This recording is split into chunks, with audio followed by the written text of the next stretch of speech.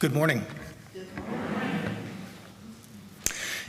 In a world of divisions, we come into each other's presence here today seeking, craving oneness. Not oneness of thought, but oneness of heart and feeling. We celebrate and take comfort in making a safe space here for one another. We also come here needing and seeking hope. Let us today give each other strength and love and support. Where there is sadness, let's bring each other joy. Where there is weariness, let us renew one another. And may this church continue to be a sanctuary to all who come seeking it. Please join with me, rise as you are able to in body or spirit, and sing hymn number 124 from the gray hymnal, Be That Guide.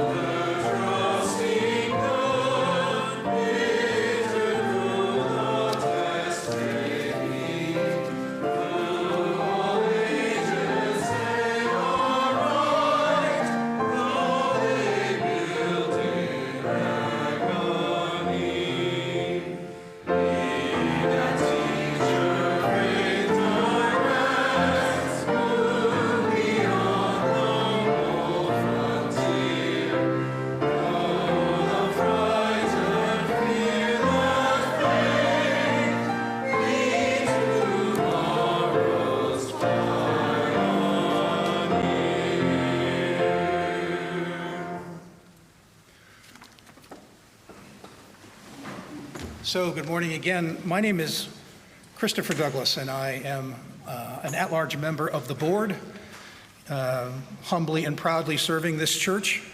And I'm standing here because our minister, Sam Title, is on paternity leave because of the blessed arrival of his daughter, Juniper, a young woman whose name I forgot last week, and the service went kind of sideways. So we're glad Juniper is here, and it's lovely that Sam gets to take some time off, and what that means is that we get guests in our pulpit.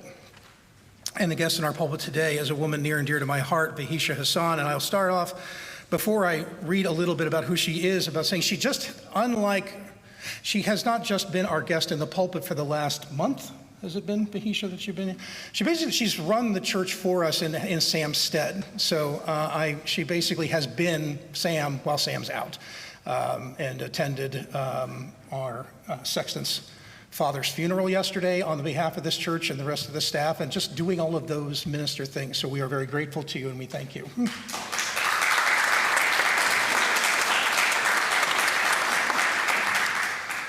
Vanisha Hasan is Southern and Baptist, but not a Southern Baptist. She is a faith-rooted organizer moving at the intersections of faith and social justice and mental health. She is the executive director of Movement in Faith, a project of Transform Network. She is a public speaker, a facilitator, a social justice trainer, a minister, and a writer who has a passion for bringing forth the message that faith communities can be an active part of healing and collective liberation. She is a social impact strategist and wellness practitioner. Vanisha is also a core team member of Track 4 Movement's Trauma Response and Crisis Care, providing supportive tools for wellness for those who labor in freedom and liberation. She also serves as an associate minister at Christ Missionary Baptist Church under Reverend Dr. Gina Stewart, the senior pastor, where she was licensed and ordained on June 23rd, 2019. I would say in her spare time, she has none. She holds a dual Master's of Divinity and a Master's of Mental Health Counseling with an Education Specialist certification from Gardner-Webb University and a Bachelor's degree in Communications with a concentration in Interpersonal Organization from the University of North Carolina at Chapel Hill, in addition to penning book reviews, journal articles, online publications, and writing a bachelor's curriculum in applied psychology. She has curated and co-edited three editions of, okay, and I bolded this word, Rapicism.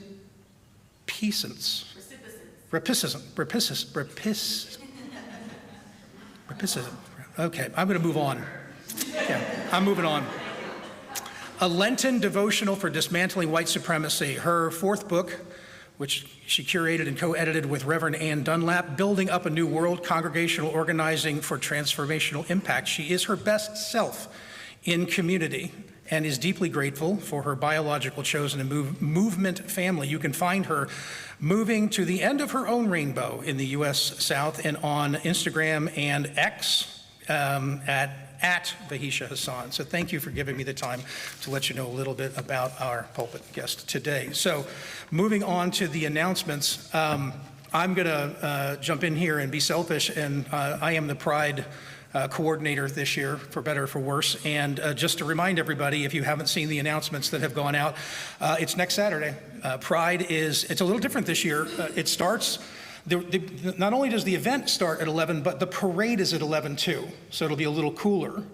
But both things start at the same time. Please go, there should have been links to the, it's not the Sign Up Genius. What's it called? Is it called the Sign Up Genius?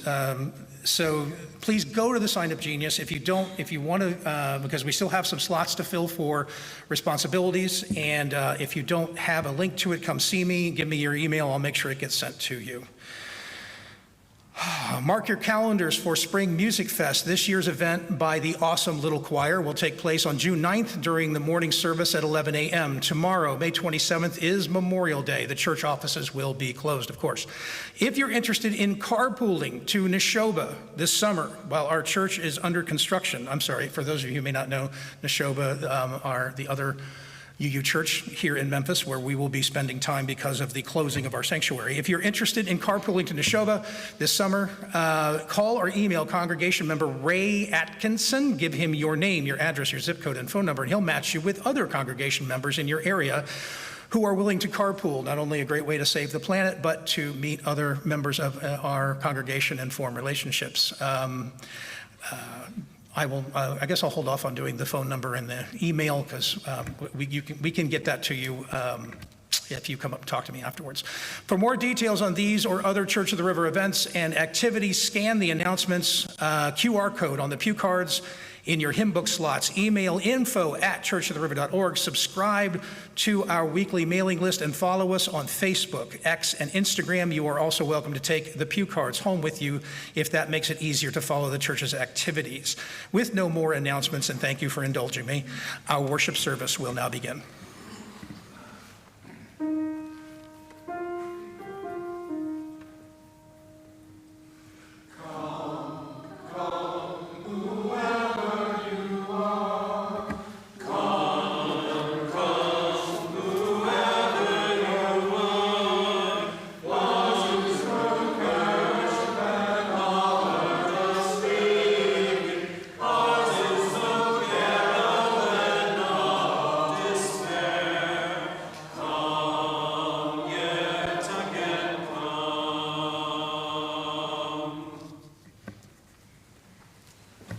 To Unitarian Universalists, the flaming chalice is a symbol of hope, the sacred, the quest for truth, the warmth of community, the light of reason, and more. We light a chalice in our worship to create a reverent space for reflection, prayer, meditation, and singing. Reverend Mary Harrington was a UU minister who served congregations in California, Texas, and Massachusetts before her untimely death from ALS in 2010. She was also the mother of our own Reverend Sam Teitel. He writes his sermons from the same desk that she used. She wrote these words that are now in your order of service, and please read them along with me. We light this chalice for the challenge of freedom, the goal of equality, and the warmth of community. May all who gather here offer and find the blessings of acceptance, loving kindness, and a grateful heart.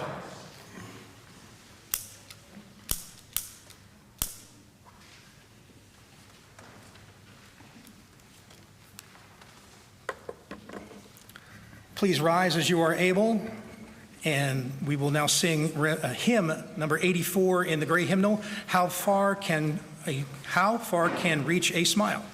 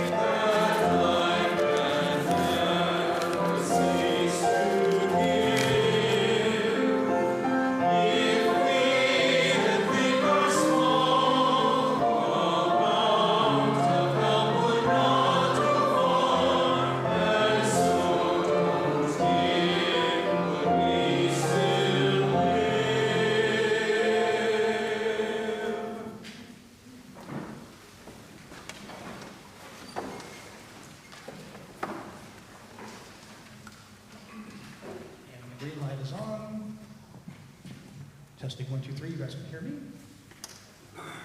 So there's going to be a trigger warning at the start of this that even though the school year is over, I'm going to mention school. So who makes up, for those of us who are out here either young or young at heart, an answer, who makes up the rules that we follow at school? Anybody? Who makes up those rules? Who's in charge of the rules that we follow when we're in school? Teachers. Did I hear somebody say principal? Yep, it's a superintendent, yes. So, and who makes sure that we follow those rules when we're at school? Teachers, right? So we've got rules about how we treat each other outside of school too, in our towns, in our states, in our country, and they're called? Laws. Very good, laws. So we have the rules at school, in laws in our town, in our state, in our country, to keep things fair, so that nobody has supposedly an advantage over anybody else, to keep people safe, right? So you just can't walk up to somebody and knock them down and hurt them, or to keep people from taking things from other people that doesn't belong to them. It's what the rules are for. It's what the laws are for. But does obeying the laws make you a good person? Rhetorical question. And does breaking a law make you a bad person? I hope not, because I have so many speeding tickets. So are there rules that decide who's a good person or a bad person? Are there rules that tell us how we should treat other people?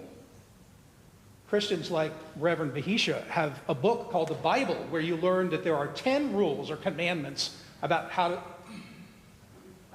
be, I thought there was 10. I was raised Methodist, there was 10.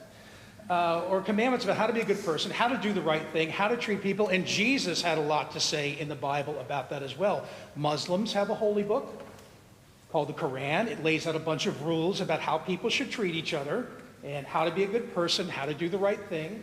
Hindus have a few holy books. The most that non-Hindus know about are called the Vedas. And they contain rules about how people should treat each other, how to be a good person, and how to do the right thing. What do Unitarian Universalists have to guide us about how to be a good person and how to treat people? Anybody? 7 principles. What else did I hear? Morals. When I was writing this, I also thought, but we have all that stuff too. I mean, if we like the Bible, we can use besides the 7 principles that we're supposed to stick to, but we can use the Bible, we can use the Vedas, we could, poems, if we have a poem that we think tells you how to be a good person, how to treat people. That's one of the things I love about being a UU, is that we have so many sources of learning about life and how to treat people. So what I find interesting is whether you follow a faith tradition like Christianity or Islam or Hinduism or UU or you don't, or whether you believe in a higher power like a God of some kind or you don't, I believe most people in our lives and in our world give a lot of thought to following some rules about how to treat other people and how to be a good person and how to do the right thing. Reverend Vanisha is going to talk more about that and what her feelings and beliefs are about that in her readings and in her sermon. So, we do have some young ones that we can sing out, so can I have blessing hands, please? You are beloved. You are beloved. You are sacred. You are sacred. You are powerful. You are powerful. Go in peace. Go in peace.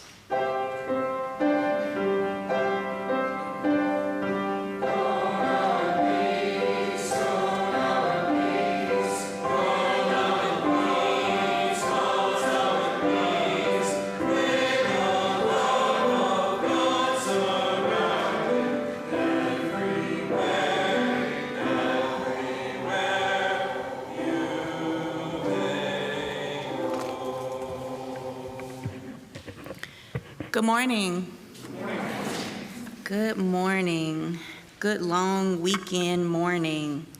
I hope y'all are reaching and finding deep pockets of rest and breath this weekend. They are available, and we deserve that. Is that right? Yes. Listen, yes, yes. So first reading is from that Bible that Christopher talked about, and we are definitely going to get into some rules situations. Okay. Romans 12:2, and I'm reading specifically the New Living Translation. Romans 12:2. Don't, sounds like a rule, right? Don't copy the behavior and customs of this world, but let God transform you into a new person by changing the way you think.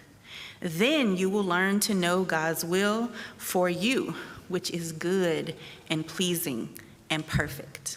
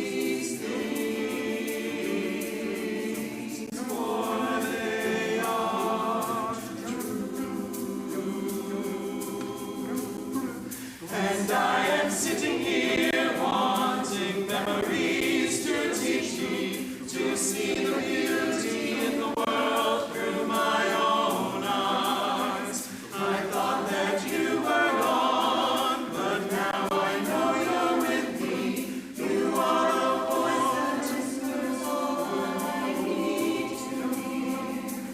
I know a please and thank you and a smile to take me far. I know that I am you and you are me and we are one. I know that who I am is numbered in each grain of sand. Yes, I am sitting here wanting memories to teach me to see the beauty in the world through my own eyes. Yes, I am sitting here wanting memories to teach me to see the beauty in the world through my own eyes.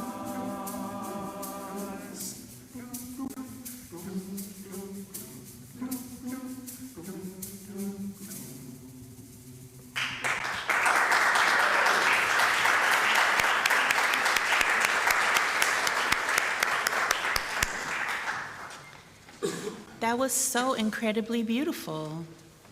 Thank you for such an offering. I received that, and my whole body was like, dun, dun, dun. I wanted to like go Bobby McFerrin. I don't know if y'all, okay, but we'll talk about that later. I love a good beat. I love a good beat. I'm gonna talk about beats later too. I have so many things to say, y'all. Second reading is coming from Polly Murray. Anyone know? Ever heard of Polly Murray? Anyone's? I tell y'all every time, go read everything that they said with the people that I mentioned, and I totally mean this. Polly Murray is Pauli Murray. You heard Christopher in the introductions of myself that I went to the University of Chapel Hill, and I went during the Cash Money times. Cash Money times was the 99s and the 2000s.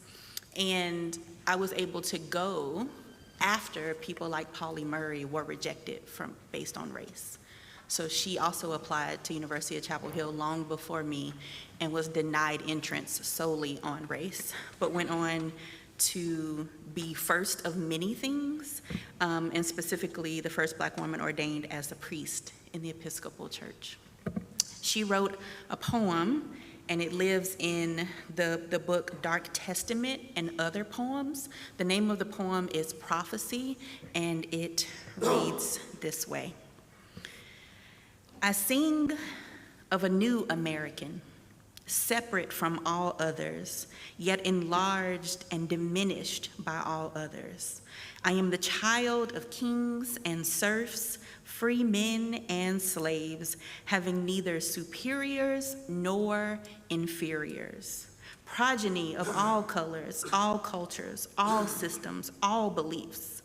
I have been enslaved, yet my spirit is unbound.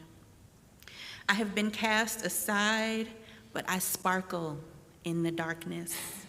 I have been slain, but I live on in the rivers of history. I seek no conquest, no wealth, no power, no revenge. I seek only discovery of the illimitable heights and depths of my own being. This is the priest, Pauli Murray.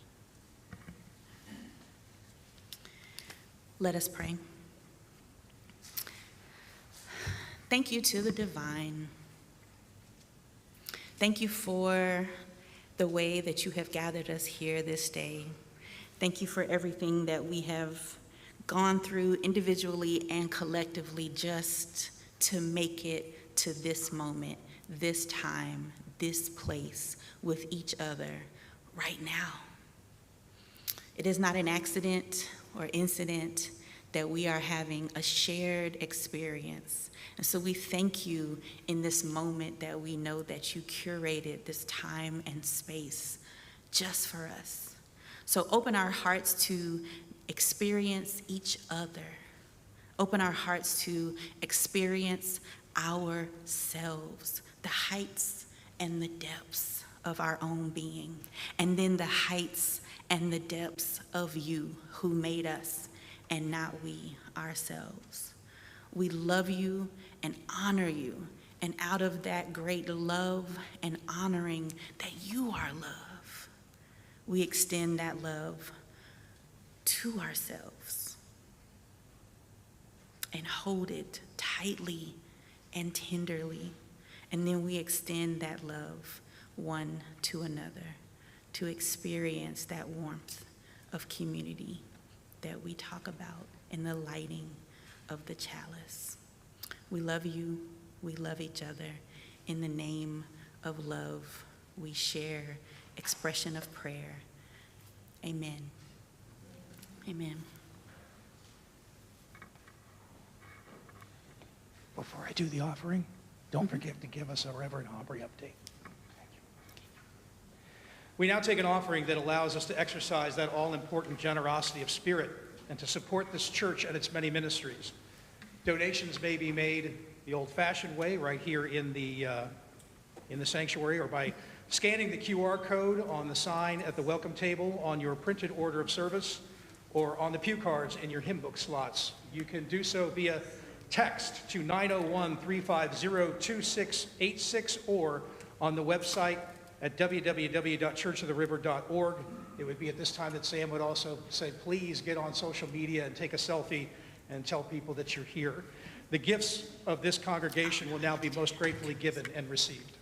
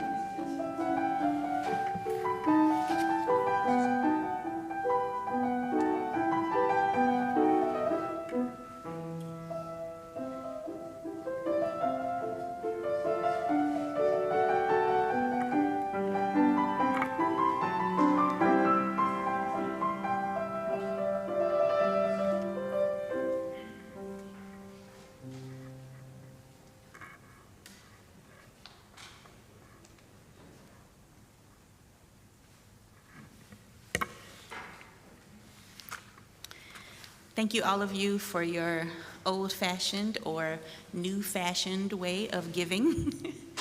I'm grateful for a body that is resourced, and all of you who make that possible. So I wanted to, and thank you, Christopher, for the reminder, say a few things before my messaging, if you will. I wanted to thank Reverend Sam for both asking and trusting me to hold what you have all built together for the month of May. It was my first time serving as an interim pastor, so I think I probably got some things okay and maybe some things less okay, and I'm grateful for the grace, the mutual grace we showed each other through that process. Grateful that Juniper is in the world. I'm hopefully headed to see her later today. And grateful for y'all. So super grateful for staff, is who I worked with the most closely. Grateful for Debbie, the heart of Debbie and James and Aikisha, and all of those who daily labor to hold this community of faith. Y'all are truly a gift. And I just want to say thank you. Thank you so much.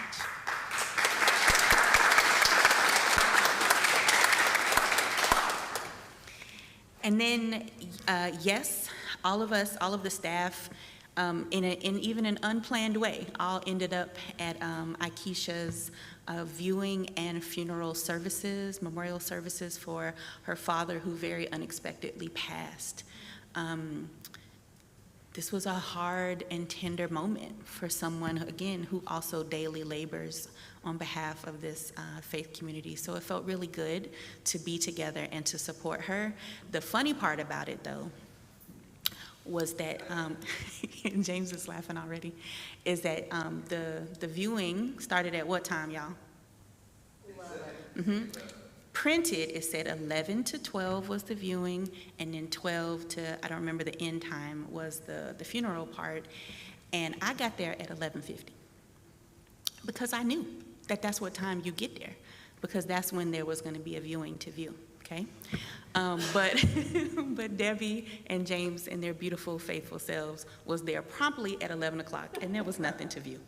There was nothing happening, but they patiently waited, and we are grateful for y'all. We're so grateful.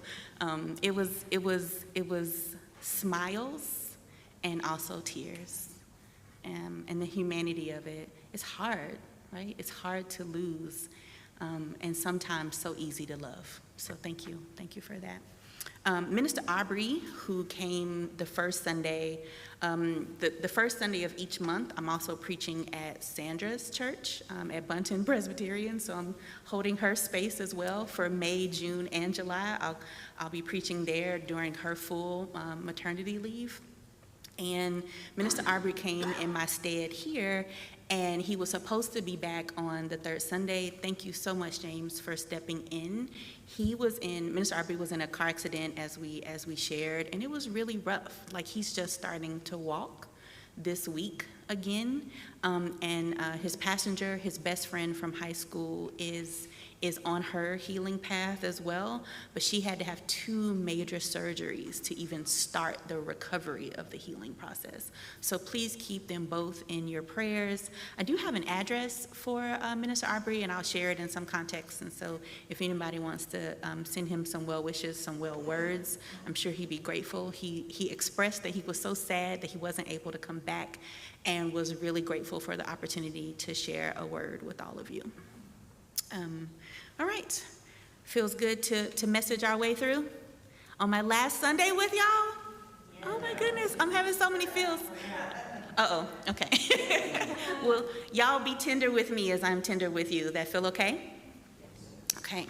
So we're talking about Romans 12:2. Don't copy the behaviors and customs of this world, but let God transform you into a new person by changing the way you think.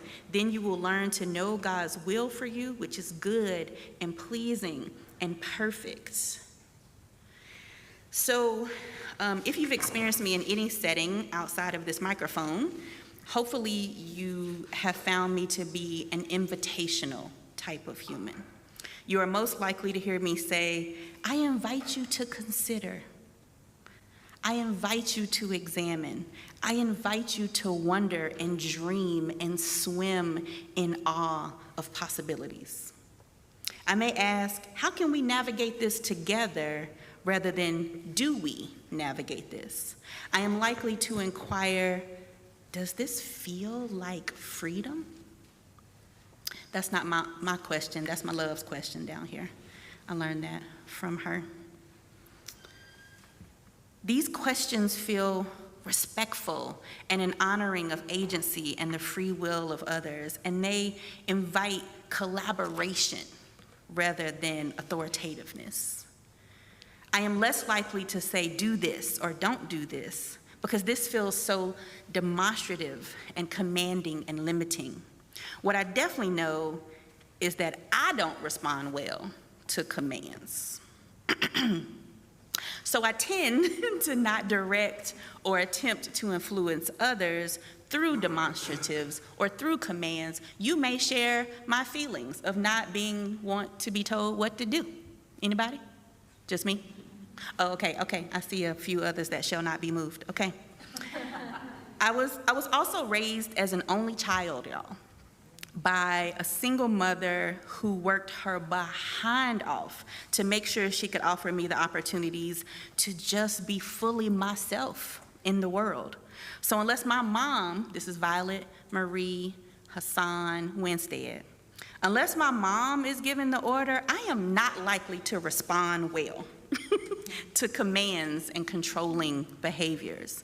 So scriptures with this type of tone and conditional and transactional framing, we talked about that a little bit on Mother's Day, this if-then dynamic that is sometimes set up in scriptures, they don't tend to strike what may perhaps be the intended chord. It doesn't resonate with me.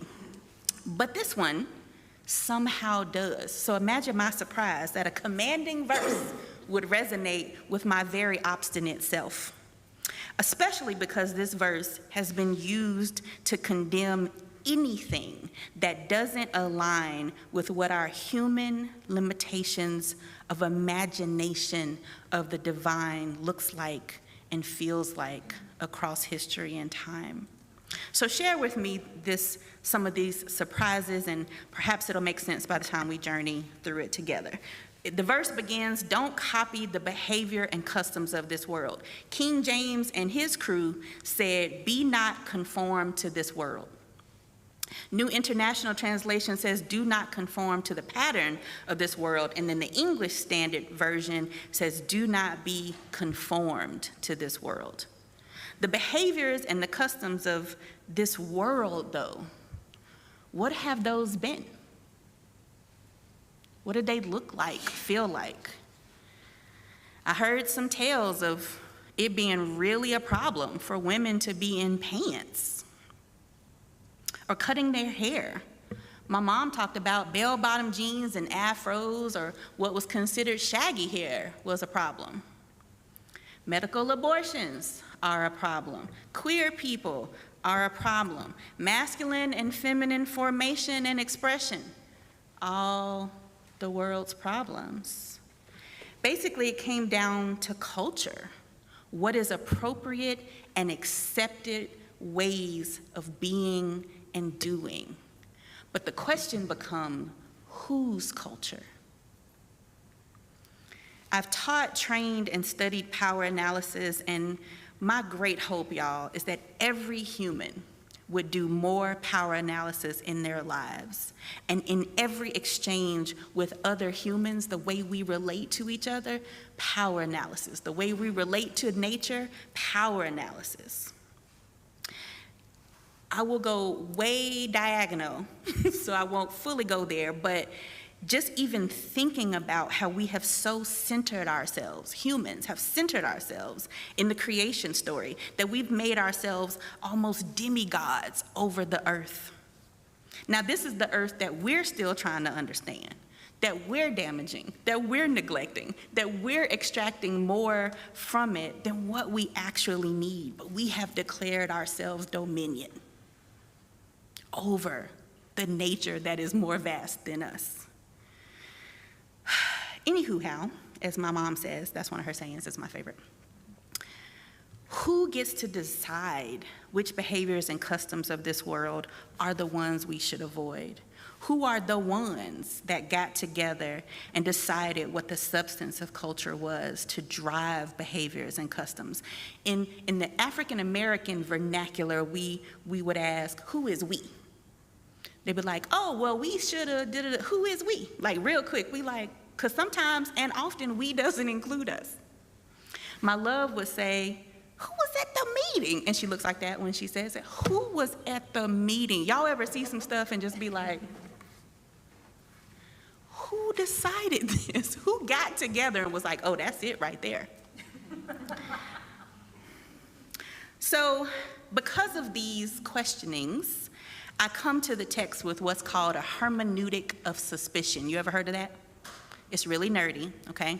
A hermeneutic of suspicion, this is my constant state. This is a style of literary criticism that invites us to read text critically, recognizing that what we see, what appears obvious, may mask deeper truth or concealed meaning. It's deemed a really valuable approach for uncovering layers of significance that might otherwise remain hidden. Y'all willing to, just for a second, uncover some layers with me today? Hey, okay. So for me, I have sat in hermeneutic suspicion far before I knew that Karl Marx, Sigmund Freud, and Friedrich Nietzsche had anything to do with where this comes from. This is some of their theoretical work. But how could I not? Y'all just look at me, just based off even visibly what you know. How could I not come with a hermeneutic of suspicion? These type of texts have been used to justify me and my folks not being considered fully human, incapable of intelligence, not meeting civilized measures of human society, and then not even able to feel somehow human pain on the same scale. Y'all know that they thought we didn't feel pain the same? Y'all ever heard that? What? Have I not? Okay, I won't go into the, okay, anyway. Have I, okay. So we were superhuman when it came to labor. Superhuman. Superhuman, hear that. When it came to labor and toil. But subhuman when it came to heart and mind and substance. And then somehow post-enslavement, then we were lazy. How do we go from superhuman to lazy? It just was such a weird shift. Because if our measure was superhuman labor under whips and chains and violence cloaked in the benevolence of Christian saviorship. So if I was at the meeting, I propose that the behaviors of this world that we should be aware of and avoiding, aware of and abolishing, aware of and reforming, aware of and burning down, aware of and dismantling, aware of and refusing, are measuring humanity based on what we can just see, based on appearances and identity. Now, I'm not saying, I say this every time, I am not saying deny difference. I'm not saying deny identity.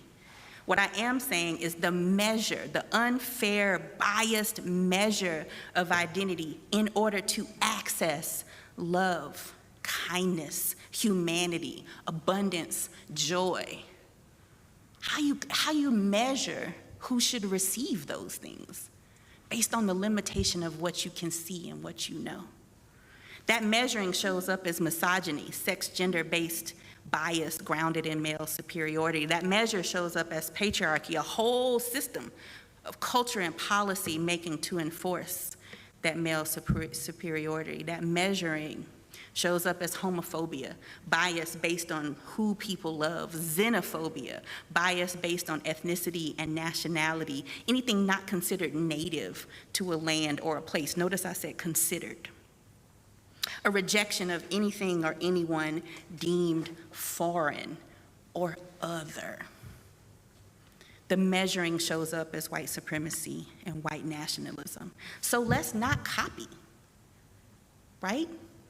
Let's not copy these behaviors and customs. Let's not copy, let's not be conformed to these things. Let's not copy censoring learning and banning books, profiting from caging people in jails and prisons, profiting from the unjust system that put the folks there.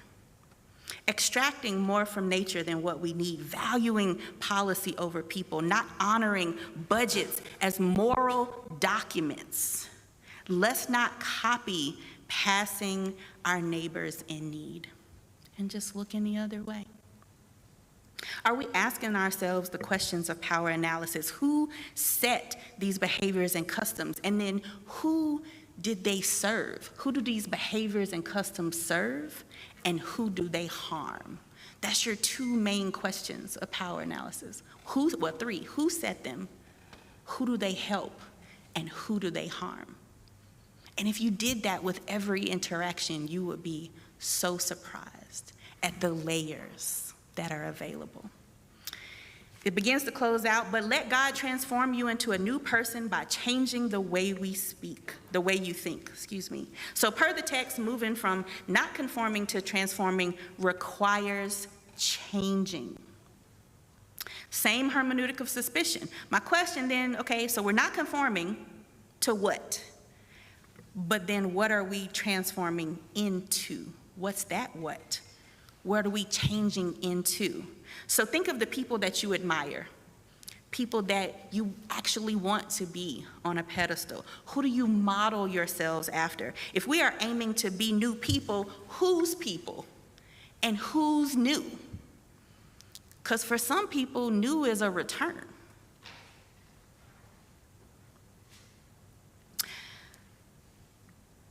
So I'm in the Beehive. Anybody know what the Beehive is? Anybody? Beyonce's family. Thank you. Thank you. Yes, I'm in Beyonce's family. It's global, it's international. And I call her my spiritual advisor all the time. It annoys my mom so much. And her husband, anybody know her husband? Jay-Z. His full name is Sean Corey Carter. We are birthday twins, which is how I know I'm in the family, okay? So Jay-Z and I were born. Yes, yeah. Listen, Matthew, don't shake your head. Look, this is, yeah, okay. I just said don't, but I was joking, okay. Jay-Z and I were born on December 4th, and he made an album called 444, 4:44. And in this album, he had this line that says, "Never go Eric Benet." It's my favorite line. It's my favorite, it's so good, y'all. I'll explain. So on that album, Jay-Z disses Kanye West. Oh, help us, Lord. And they used to be close, right? But this is Kanye West, really rails against people who are controlling Prince's estate. That's a whole nother story we can talk about over some chai. And then blames himself for his wife's miscarriages, and then even talks about his mother coming out as queer. So the part that we're going to talk about today, though, is Jay-Z cheating on his wife, cheating on Beyonce. And he, in his journeying of that, this is what he said to himself. This is self-talk. Y'all ever talk to yourself? Yes, same. He said, can you imagine Jay-Z like looking at himself like, you almost went Eric Benet.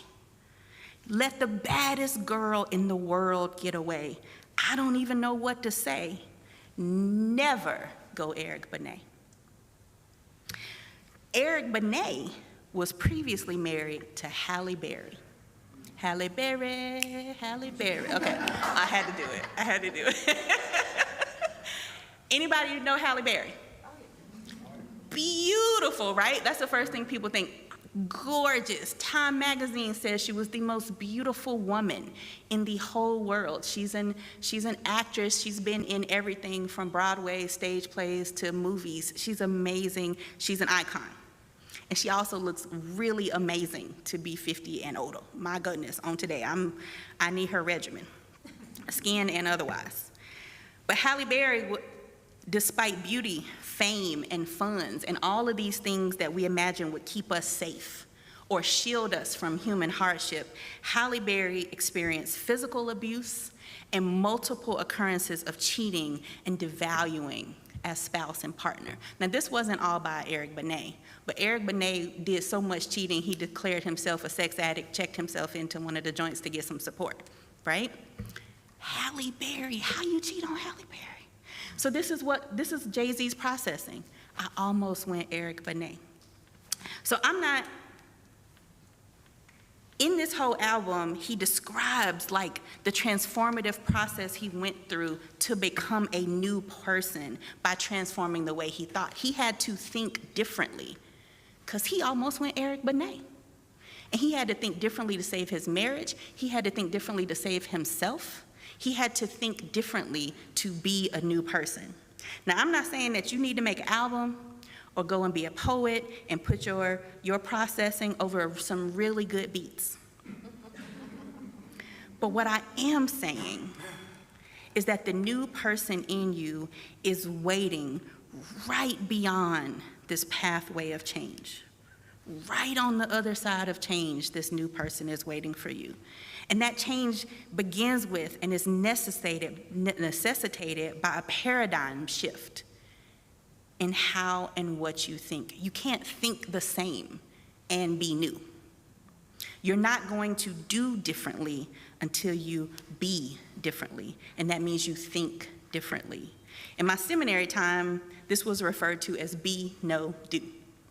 We had to constantly reflect on our being, our knowing, our doing, what we needed to know, what we needed to do, and who we wanted to be, how to be that person.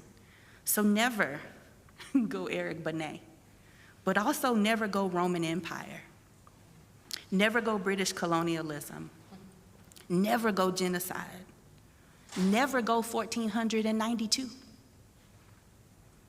never goes Japanese encampment, never go martial law on college students, never go Bill of Rights that leave people out of the rights, never go American nationalism that sacrifices the people that make up America. I venture that there are ways that you experience somebody, anybody, parents, teachers, principals. We just talked about this, right? Principals, religious leadership folks, next door neighbors, friends, family. Somebody was navigating something, saying something, and you said to yourself, I'm not gonna do it that way. I'm not gonna parent that way. I'm not gonna be that type of spouse. I'm not gonna be that type of partner. I'm not gonna talk about people that way. I'm not gonna talk to people that way. I refuse to see the world that way that led to this. How's that going, y'all? When was the last time you measured yourself, not by anything that I've actually said, but what you told yourself that you would not conform to? Who you told yourself you wanted to be? The verse closes, then you will learn to know God's will for you, which is good and pleasing and perfect. The divine is inviting us into a journey, a free will to find the goodness in ourselves as it reflects the goodness in the divine. Perfection is not that stressful perfection, but perfection, as the song said, in seeing the beauty in this world. So be ye transformed. And transformation may include discomfort, may include a breaking open. It may not feel like the calmest of waters sometimes. Womanist theologians, we don't get with suffering as being necessary to be made new. We've suffered enough. This is our jam, okay? So I'm not saying suffer to be new, but what I am saying is just because change feels uncomfortable is not a reason to avoid it. It's time to lean in rather than away. Today, right here, right now, not just in this place, but in this place. This is the opportunity for a new day and a new dawn of new mercies where something should be different. Substance should be different. Shift and transform. The hymn said, be that guide. But the change is, this guide was sustained by love. Said, be that builder. But you had to trust good to be that builder. Be that teacher moving beyond the old frontier. Not just moving and returning, banning. Be that healer, but it qualified it. Help to heal the hurts of life.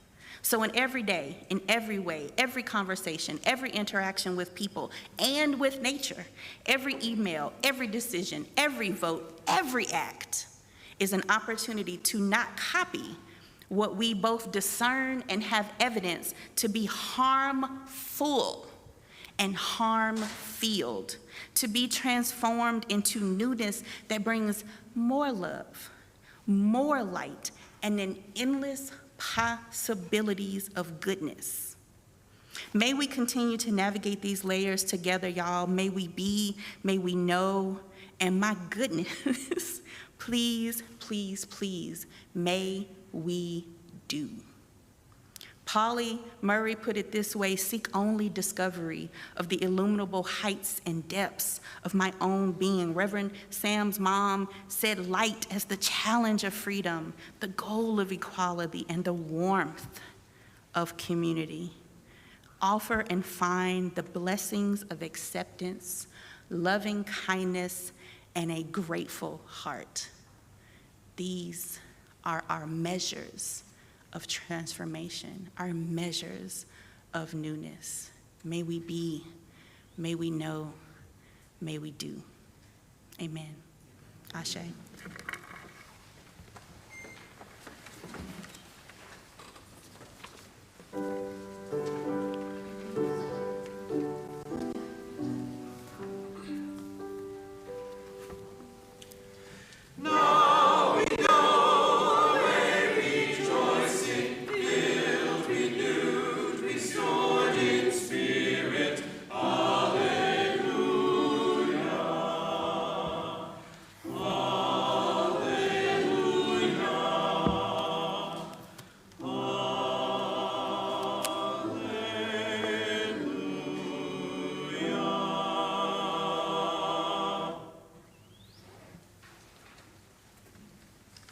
Please rise in body or spirit for hymn number 348 in the gray hymnal, Guide My Feet.